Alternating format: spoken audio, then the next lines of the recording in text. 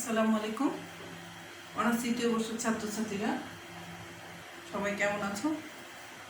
ঈদুল আজহার পরে তোমাদের প্রথম ক্লাস নিয়ে এসেছি।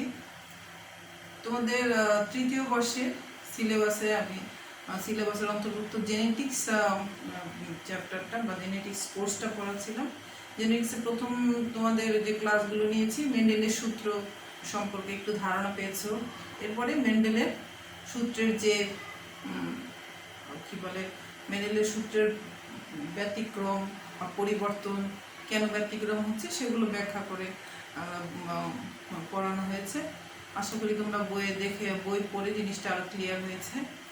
আজকে যে জিনিসটা আমরা আলোচনা করব সেটা হচ্ছে test cross, back cross, test cross, linkage এবং ক্রসিং ওভার। তার মধ্যে আজকে আমরা ব্যাক ক্রস, টেস্ট ক্রস আর লিঙ্কেজ সম্পর্কে আলোচনা করতে পারবো। ব্যাক ক্রস কি? আমরা সাধারণত জানি যে একটা মেল এবং ফিমেলের মধ্যে তোমরা দেখেছো যে মেল এবং ফিমেলের মধ্যে ক্রস ঘটিয়ে একটা অফস্প্রিং হয়। সেই অফস্প্রিং আবার পরবর্তীতে এটা মেল হলে একটা ফিমেলের সাথে, ফিমেল হলে একটা মেলের সাথে ক্রস করে নতুন আবার ভিন্ন ভিন্ন পরবর্তী প্রজন্মের জন্ম দেয়। তো সেই ক্ষেত্রে তোমরা দেখেছো যে যখন দ্বিসংকর জাতীয় তখন 9:3:3:1 হয়েছে। এক সংকর যখন ক্রস হয়েছে তখন 3:1 অথবা 1:2:1 হয়েছে। এই জিনিসগুলো তাহলে ব্যাক ক্রসটা কি? ব্যাক ক্রস সম্পর্কে যদি বলতে যাই,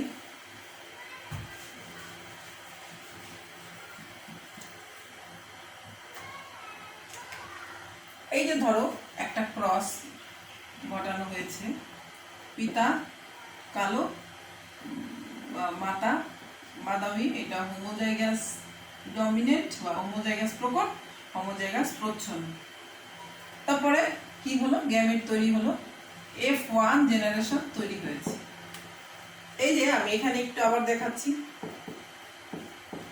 ক্রস হয়ে F1 জেনারেশন হয়েছে। আবার এটা এরকমও হতে পারে, দেখো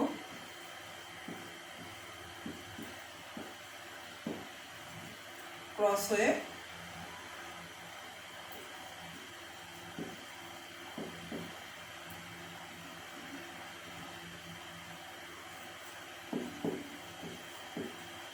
এখানে এক ধরনের গ্যামেট হচ্ছে, বি হতে পারে, বি হতে পারে। তো এখন আমরা আসলে এই যে এখানে একটা বাদামি পেয়েছি, আমরা দেখে আসলে বোঝা যায় না যেটা কিরকম, হোমোজাইগাস না হেটেরোজাইগাস। এই জিনিসটা জানার জন্য কিন্তু ব্যাক ক্রসের দরকার হয়। ব্যাক ক্রস মানে কি? যে কোনো একটি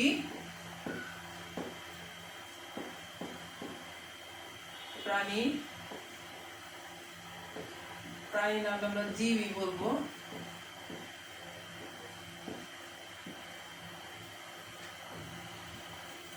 জীবের সাথে F1 এর কোন একটি জীবের সাথে পিতা মাতা যে কোনো একটি ক্রস, এটা হলো ব্যাক ক্রস। অর্থাৎ F1 এ তুমি যা পেলে এটার সাথে অথবা এটার সাথে ক্রস ঘটানো হচ্ছে ব্যাক ক্রস। ব্যাক ক্রসের একটা টাইপই হচ্ছে টেস্ট ক্রস। আমি আবার বলছি, ব্যাক ক্রস হচ্ছে F1 জেনারেশনে প্রাপ্ত অফস্প্রিংকে তার প্যারেন্টাল যে কোনো একটির সাথে ক্রস ঘটানোকে আমরা বলছি ব্যাক ক্রস। প্যারেন্টাল প্রাণীর সাথে, আবার সহজ ভাষা বলতে পারো যে প্যারেন্টাল প্রাণীর সাথে কোনো জীবের যদি ক্রস ঘটানো, মানে পিছন দিকে যে ক্রস, সেটাই হচ্ছে আসলে ব্যাক ক্রস। তাহলে ব্যাক ক্রস দুই ধরনের হতে পারে, পিতা অথবা মাতা যে কোনোটার সাথে হতে পারে। এখন ব্যাক ক্রসের একটা টাইপ হচ্ছে টেস্ট ক্রস। সেই টেস্ট ক্রসটা কি? টেস্ট ক্রস হচ্ছে, বোঝাই যাচ্ছে যে টেস্ট মানে পরীক্ষা। টেস্ট ক্রস হচ্ছে F1 জেনারেশনের কোনো প্রাণীর জেনোটাইপ জানার জন্য তার প্যারেন্টাল প্রচ্ছন্ন যে প্রাণীটা থাকে, প্রচ্ছন্ন যে মাতাও প্রচ্ছন্ন হতে পারে, পিতাও প্রচ্ছন্ন হতে পারে, সেটা স্পেসিফিক না, এক একটা সংকরে বা এক একটা ক্রসের ক্ষেত্রে এক এক রকম হয়। তো প্রচ্ছন্ন যে জীবটা থাকে সেটার সাথে ক্রস ঘটালে সেটাকে আমরা টেস্ট ক্রস বলি। তাহলে কেন প্রচ্ছন্নটা ঘটানো হচ্ছে? প্রচ্ছন্নটার সাথে ক্রস ঘটালে আসলে ওইটার জিনোটাইপটা, প্রাপ্ত F1 জনুর জিনোটাইপটা জানা যায়। একটু সহজ করে একটু বলি।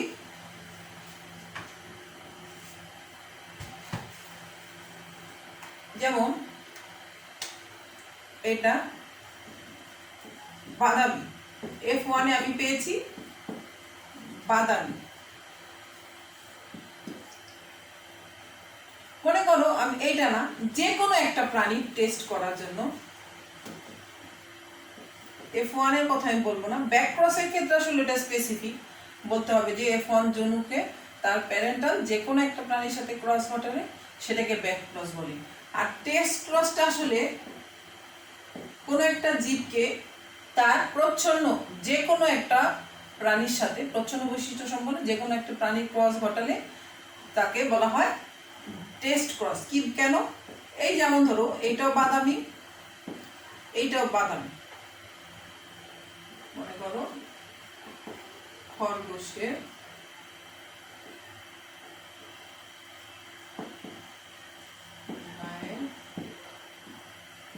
রং, এটাও ব্রাউন বাদামি, এটাও ব্রাউন বাদামি। এখন এই দুইটা জেনোটাইপ জানার জন্য আমাকে টেস্ট ক্রস করতে হবে।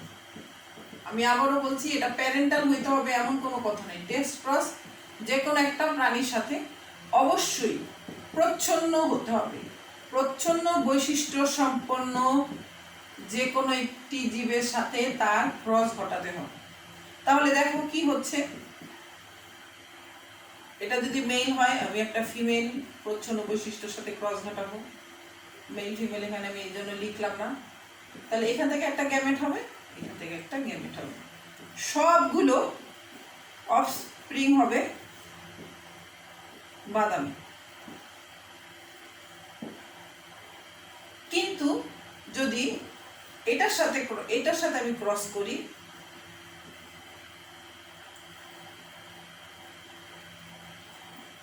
এটার সাথে যদি ক্রস হয় তাহলে দেখো দুই ধরনের গ্যামেট হচ্ছে, দুই ধরনের খরগোশ তুমি পাচ্ছ, বাদামি আবার ধূসর, বাদামি ধূসর। তাহলে তুমি টেস্ট ক্রস করে যদি 1:1 দুই ধরনের প্রাণী গায়ের রঙের খরগোশ পাও, তাহলে মনে করতে হবে এই প্রাণীটা হেটারো জাইগাস ছিল, হেটারো জাইগাস ছিল। আর যদি শুধুমাত্র এরকম বাদামি পাও, আমরা জানি যে এরকম যদি হয় এই দুইটার ক্রসে শুধুমাত্র একটা বাদামি পাও, তখন বুঝতে হবে যে প্রাণীটা বা খরগোশটা হোমোজাইগাস ছিল। তাহলে টেস্ট ক্রস কি? আমরা আবার বলি যে কোনো প্রাণীর জেনোটাইপ জানার জন্য তার অন্য একটি প্রচ্ছন্ন বৈশিষ্ট্য প্রাণীর সাথে ক্রস ঘটানো যে প্রক্রিয়া সেটাকে টেস্ট ক্রস বলা হয়। তাহলে টেস্ট ক্রসের কতগুলো উদাহরণ এখানে আমি লিখে রেখেছি।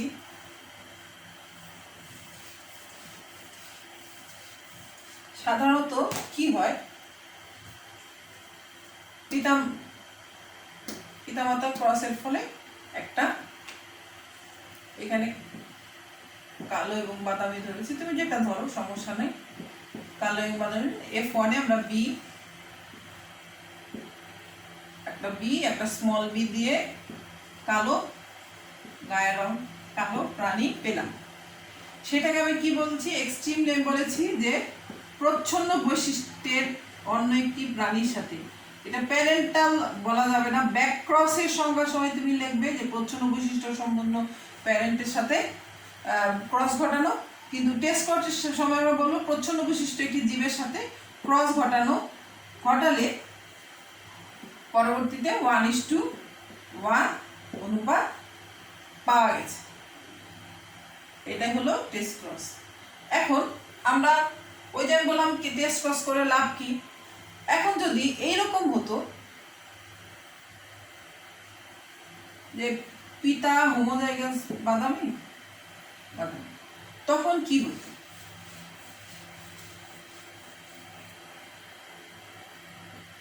তখন দেখো অফস্প্রিং কিন্তু দুই ধরনের আসে।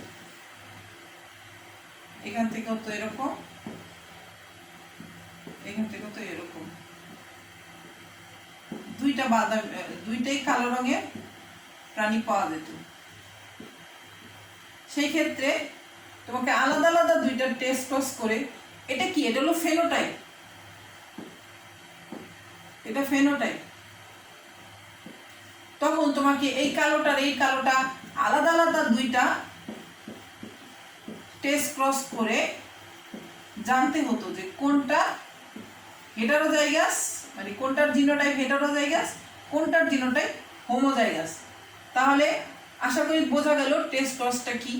টেস্ট ক্রসটা আসলে যে কোনো একটা প্রাণীর জিনোটাইপ জানার জন্য তার প্রচ্ছন্ন বৈশিষ্ট্য বিপরীত লিঙ্গের প্রাণীর সাথে ক্রস ঘটানোর প্রক্রিয়াটাই হচ্ছে টেস্ট ক্রস।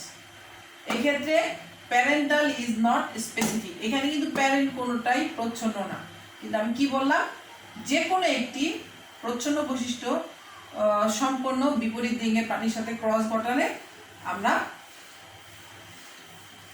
জানতে পারবো যে এটা টেস্ট ক্রসের মূল থিমটাই হচ্ছে যে জিনোটাইপ জানা। তা ডাইহাইব্রিড ক্রসের টেস্ট ক্রস কিরকম হয়? ঠিক এরকমই হবে, গোল হলুদ দুইটা, এটা প্রকট এটা প্রচ্ছন্ন, এখান থেকে একটা গোল হলুদ মানে একটা গ্যামেট হলো, এখান থেকে একটা গ্যামেট হলো, F1 এ গোল হলুদ হলো, সবগুলা প্রাণী গোল হলুদ হলো। এটাকে আমরা প্রচ্ছন্ন বৈশিষ্ট্য সম্পন্ন বিপরীত লিঙ্গের প্রাণীর সাথে ক্রস করে 1:1:1:3 পেলাম। এটা হলো যখন জেনেটিক কম্বিনেশনটা স্বাভাবিক থাকে, তখন টেস্ট ক্রসের রেজাল্টে 1:1:1 মানে আসবে।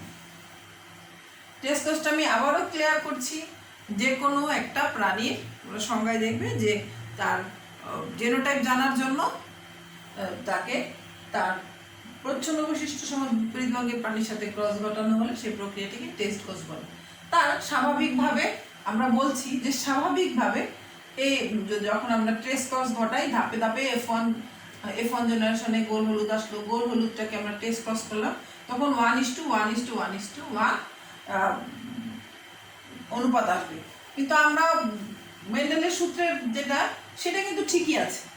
মেন্ডেলের সূত্রে কি হয়, 9:1:3:1 হয়, কিন্তু এটা আমরা যেহেতু টেস্ট ক্রস করেছি এটার বিষয়টা ভিন্ন।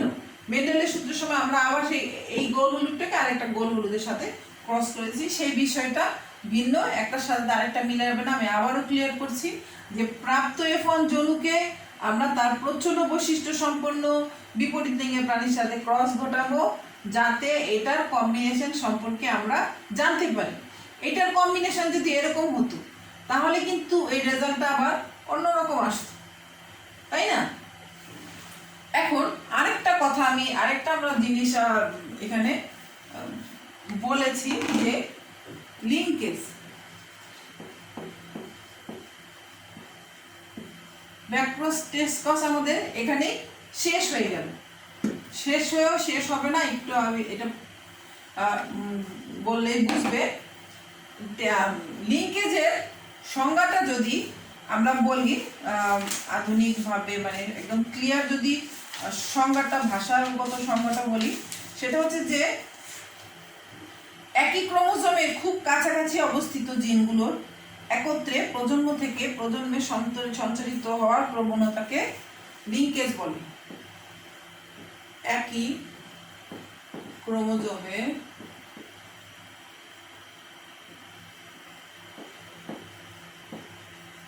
কাছাকাছি অবস্থানকারী জিনসমূহের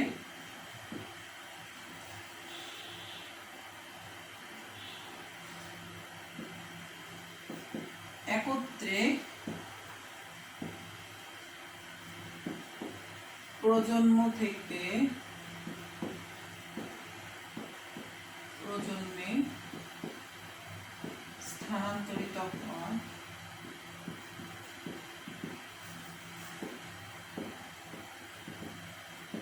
প্রবণতাকে লিঙ্কেজ বলে। এই কথাটার মানে কি আসলে? এই কথাটার মানে কি? ধরো একই ক্রোমোজোম মানে এক জোড়া জিন আছে, আমরা জানি অনেক সময় গোল হলুদের কথাই ধরো, গোল হলুদে আর হচ্ছে গোলের জন্য দায়ী, স্মল আর হচ্ছে কুঞ্চিত, এটা গোল হওয়ার জন্য দায়ী, এটা কুঞ্চিত হওয়ার জন্য দায়ী। ক্যাপিটাল ওয়াই হচ্ছে হলুদ হওয়ার জন্য দায়ী, আর স্মল ওয়াই হচ্ছে সবুজ হওয়ার জন্য দায়ী। আমরা সাধারণত কি জানি যে এটা এটার সাথে কম্বিনেশন করতে পারবে, এটা এটার সাথে কম্বিনেশন করতে পারবে, এটাও এটার সাথে করতে পারবে, মানে আর ওয়াই হতে পারে গ্যামেট, আর ওয়াই হতে পারে, এরকম সব ধরনের গ্যামেট হতে পারে। অর্থাৎ কিরকম, যে আর ওয়াই আর ওয়াই এরকম, স্মল আর ক্যাপিটাল ওয়াই, এইভাবে তারা গ্যামেট তৈরি করে, স্বাধীন সঞ্চালনের সূত্র, এইভাবে তারা গ্যামেট তৈরি করে যে কোনো একটা কম্বিনেশন তৈরি করতে পারে। কিন্তু এই কথাটা আবার চলে আসলো আমাদের পড়ার মধ্যে, সেটা কি লিঙ্কেজ। লিঙ্কেজ হচ্ছে এমন একটা ফেনোমেনন বা এমন একটা পরিস্থিতি বা প্রবণতা জিনে, যে দেখা গেল এই আর ক্যাপিটাল আরটা, উদাহরণ দিয়ে আমরা এবিসি দিয়ে তুমি বুঝালে বুঝতে পারবে একই কথা। এই ক্যাপিটাল আরটা সবসময় এটার সাথে লিঙ্ক হয়ে পরবর্তী প্রজন্মে স্থানান্তরিত হবে,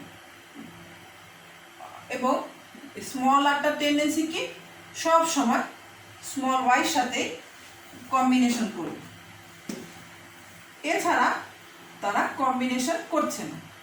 এভাবে কম্বিনেশন করে তারা পরবর্তী জেনারেশনে যাচ্ছে। তাহলে কি দাঁড়াবে? এই গ্যামেট কখনোই তৈরি হবে, তাই না? এই গ্যামেট কখনোই তৈরি হবে না। এরা এটার সাথে সবসময় এত বেশি বন্ধুত্ব যে তারা একজন আরেকজনকে ছাড়বে না। এটাই হচ্ছে লিঙ্কেজ। তাহলে যদি এরকম হয় তাহলে কি দাঁড়াবে? তাহলে এই লিঙ্কেজটার কারণে কম্বিনেশন ব্যাহত হবে, সবসময় আর এর সাথে ক্যাপিটাল আই থাকবে, আর এর সাথে কখনোই স্মল আই থাকবে না। তাহলে তুমি যদি এরকম হয় তখন ওই প্রচ্ছন্ন বৈশিষ্ট্য সম্পন্ন প্রাণীর সাথে ক্রস ঘটালে এই এক ধরনের গ্যামেট হবে। তাহলে কি কি হবে দেখো, একটা হবে এরকম, আর একটা হবে এইরকম। তাহলে কিন্তু 1:1:1:1 আসছে না, এখানে 1:1ই আসছে। তাহলে লিঙ্কেজের কারণে তাদের টেস্ট ক্রসের ফলাফলও ব্যতিক্রম আসছে। তার মানে এইটা কখনো এটারে ছাড়বে না, আর এটা কখনো এটাকে ছাড়বে না, একদম ক্লিয়ার যে ইনটেক্ট। মানে ক্যাপিটালটা এরকম হতে পারে, ক্যাপিটালটা স্মলটার সাথে, মানে গোল গোল বৈশিষ্ট্যটা সবুজটার সাথেও এরকমও হতে পারে, লিঙ্ক হতে পারে। হ্যাঁ, লিঙ্কেজটা এরকম হতে পারে, গোল বৈশিষ্ট্যটা সবুজের সাথে লিঙ্ক, আর কুঞ্চিত বৈশিষ্ট্য হলুদের সাথে লিঙ্ক, এরকম হতে পারে। সেই ক্ষেত্রেও এরকম একটা রেজাল্ট আসবে। তার মানে কি দাঁড়াচ্ছে যে লিঙ্কেজের কারণে মেনটেনের অনুপাতেরই পরিবর্তন হয়ে যাবে, তাই তো সব কিছুরই পরিবর্তন হবে। যে আমরা লিঙ্কেজের কারণে এই যে 4 ধরনের গ্যামেট, এটা কখনোই তৈরি হবে না, এখানে শুধুমাত্র এই 2টা গ্যামেট তৈরি হবে। এটাই আমরা বলতে চাচ্ছি এতক্ষণ যাব, যে তখন আর এই যে এই দুটো কম্বিনেশন তৈরি হবে, 1:1 থেকে যাবে। এইটাই হচ্ছে লিঙ্কেজ। তাহলে এই লিঙ্কেজটা যদি সবসময় থেকে যায় তাহলে কি হবে? সবচেয়ে বড় যে সমস্যাটা হবে সেটা হচ্ছে যে কি বলে কম্বিনেশন, যেটাকে আমরা বলি বিভিন্ন ধরনের ডাইভার্সিটি, যে বৈশিষ্ট্যের যে ডাইভার্সিটি সেটা তৈরি হবে। লিঙ্কেজের পাশাপাশি তাহলে আরেকটা বিষয় নিশ্চয় আছে, লিঙ্কেজের পাশাপাশি আরেকটা বিষয় হচ্ছে ক্রসিং ওভার, তার অপোজিট বিষয়টা।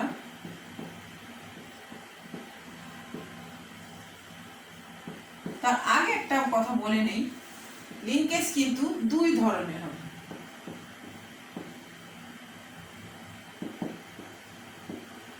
সম্পূর্ণ লিঙ্কেজ,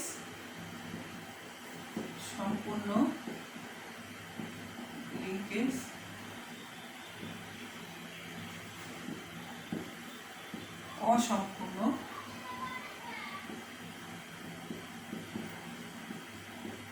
লিঙ্কেজ। সেটা বোঝানোর জন্য আমরা সম্পূর্ণ অসম্পূর্ণ লিঙ্কেজটা কিভাবে বুঝবো একটুখানি একটা উদাহরণ দিয়ে বুঝাই। সম্পূর্ণ লিঙ্কেজ মানে কি? একটা আরেকটাকে কখনোই ছাড়বে না। ড্রসোফাইলার ধূসর বর্ণ, 2টা বৈশিষ্ট্য, একটা হচ্ছে ধূসর বর্ণ ড্রসোফাইলার, ধূসর বর্ণ ক্ষয়িষ্ণু ডানা, ও মানে ছোট ডানা আর কি, ক্ষয়িষ্ণু ডানা।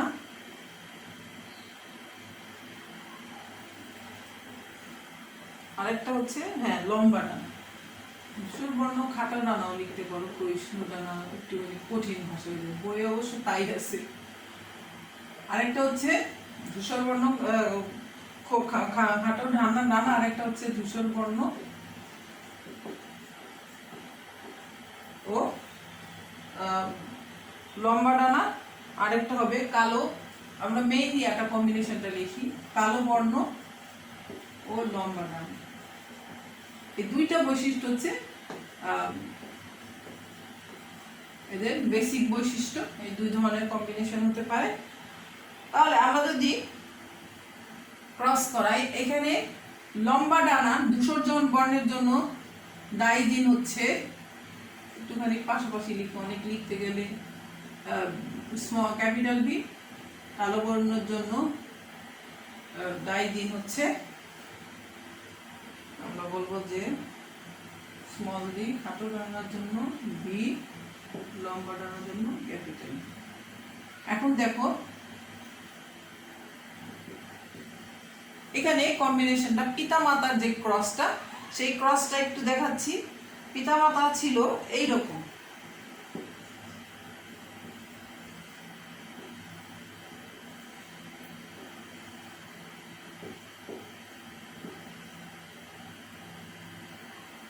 তাহলে এটা কি হবে? ধূসর বর্ণ খাটো ডানা, এটা ধরো মেল, এটা ফিমেল। ফিমেলটা স্মলটা ক্যাপিটালের সাথে,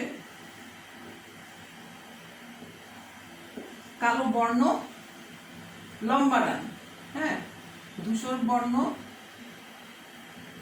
খাটো ডানা, কালো বর্ণ লম্বা ডানা। এখানে কিন্তু সম্পূর্ণ লিঙ্কেজ, একদম কমপ্লিট লিঙ্কেজ। এই ভি সবসময় স্মল বি সাথেই থাকবে। এখানে গ্যামেট কিরকম হবে, এইরকম। এইখানে গ্যামেট হবে এইরকম। এই দুইটা মিলে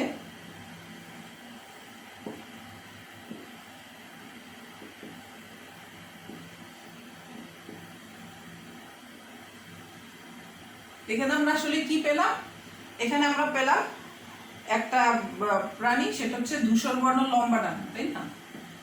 ধূসর বর্ণ লম্বা ডানা।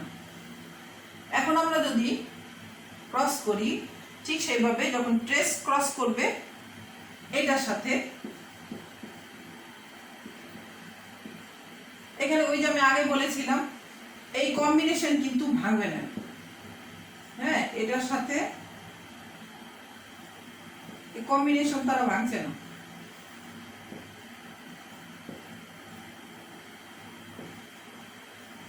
ট্রেস ক্রস যখন একটা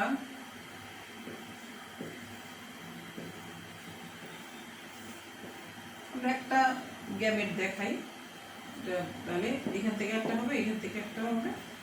ওই যে দেখো 1:1 আসতেছে টেস্ট ক্রসের রেজাল্ট।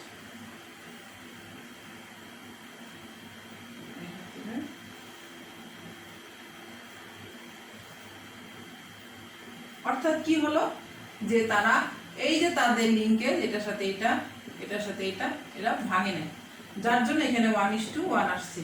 কিন্তু এটা যদি এরা ভাঙতো, মানে তাহলে এখানে কতগুলো, এই যে এখানে যে তৈরি হলো, এখানে এইটা হতো,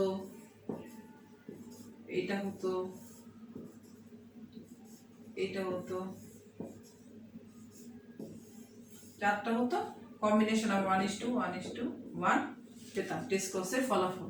তাহলে এরা লিঙ্কড হওয়ার কারণে আমাদের টেস্ট কোর্সের ফলাফলটা ভিন্ন আসলো। এটাকে বলা হয় সম্পূর্ণ লিঙ্কেজ। তাহলে অসম্পূর্ণ লিঙ্কেজটা কি?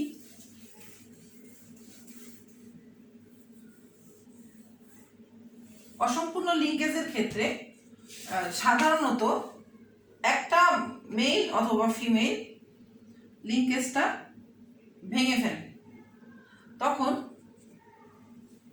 ক্রস, এখানে তো F1 তো জন্য তো একই আসবে,